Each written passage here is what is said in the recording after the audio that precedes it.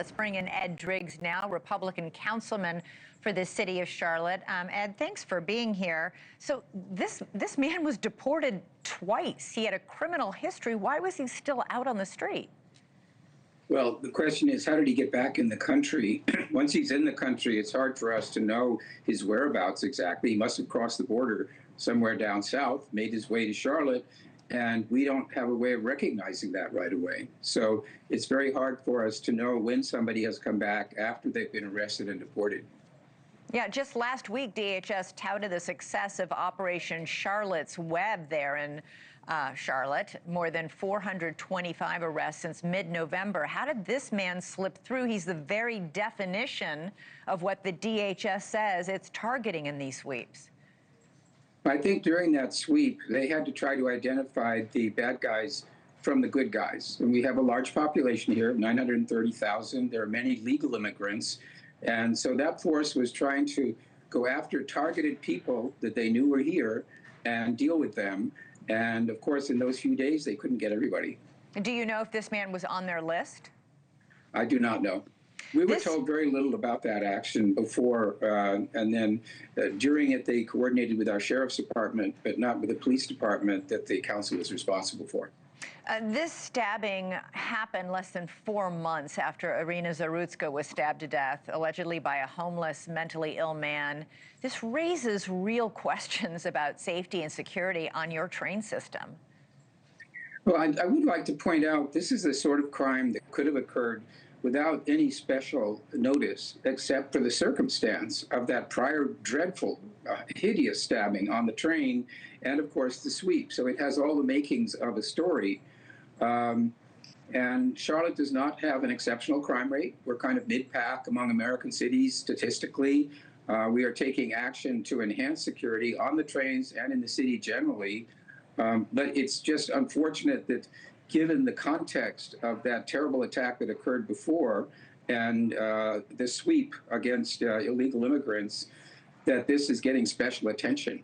Yeah, we should point out this isn't just a Charlotte issue. It's in big cities like New York and Chicago as well, where you have either illegal immigrants who are committing crimes on train systems, or you have homeless or mentally ill people, or people who are addicted to drugs.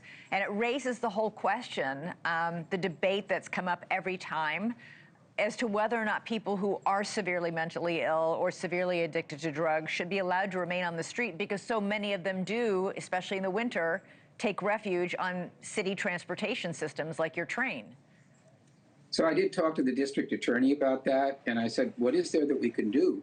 And he said the only way you can basically apprehend somebody because they're mentally ill is by condemning them, by committing them to an establishment. And that's a legal proceeding that has a very heavy burden of evidence. There are a lot of people who are unwell, who are not dangerous. They're not likely to become violent.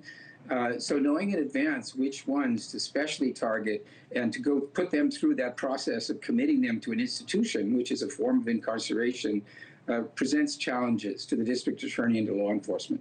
Do you think, though, as somebody who's in your role as a council member and oversight of that small mid-city, but this is a debate we're having not just in cities across the country, but even in the last presidential election.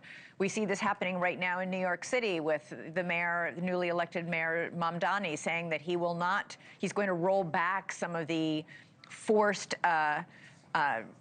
forcibly taking people off the streets who really have no business being on the street because they cannot care for themselves. Is this a bigger debate you think this country should be having about whether or not it is really humane to let these people stay on the street, especially when some of them do commit very violent crimes? I think it's a big, especially urban issue, and we should deal with it. We are in Charlotte trying to deal with it, so we've taken steps to enhance our efforts in the area of mental health. I think one of the good things that came out of Irina, was heightened awareness and an increased sense of urgency around the subject. But as I say, what can often happen is you provide shelters, you offer treatment. Many people don't want to be treated. And then you get back to the question of whether you have grounds to commit them involuntarily because they represent a threat to themselves or others. Thank you for watching. Subscribe below and download our NewsNation app right now on your phone, and you will get fact-based, unbiased news for all Americans.